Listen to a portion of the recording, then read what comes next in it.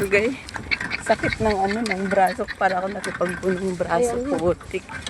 Wala mga heads ahead. Kaya, belt. Seatbelt. Hindi, extreme nga ato. Paano mo mapipil? Paano mo mapipil na dumaan ka sa lubak-lubak ko?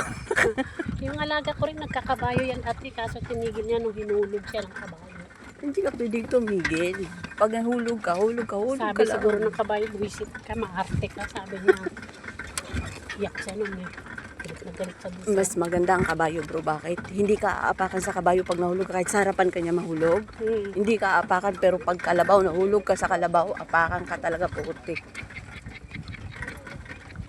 Hindi ko lang alam pag baka. Pero alam ko kasi pag kalabaw, apakan ka talaga. Kasi naapakan na ako. Oo. Hmm. Tawa ako, hiniyak siya. Hulog siya.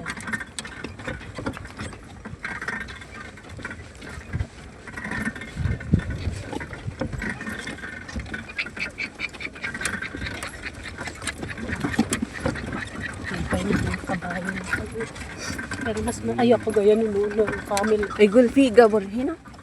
قبر مكابر Ah, see? Ano yan? Ano yan? Cemetery. Ha? Cemetery. Oo, meron. Ay.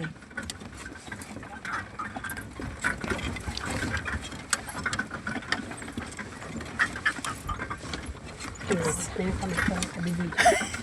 Pero yung video ko, duling-duling ka manood nito. Wala lang. Or, okay. Gawin mong ano, pag gaganon-ganon, slow motion. Kaya ngayon, aray, hinahabaan ko na nga lang eh. Paraan. Balat. Grabe.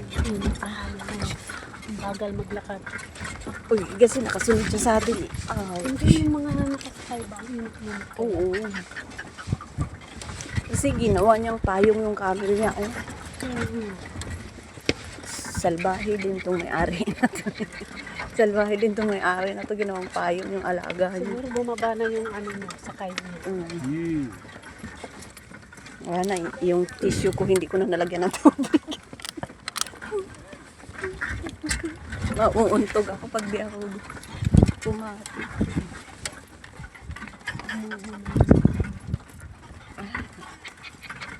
Kaso lang pag nagpatakbo ka dito ng kabayo, maalikabok. Oo. Baka pagalitan ka ng ng mga tao.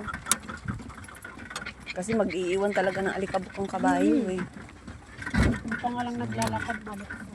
Uy, huwag mo paluin. Salbahe din to. Oh. Ikaw daw, pahilain ko ng 3 tao, tapos init-init pa, paluin pa kita. Salbahe ito eh.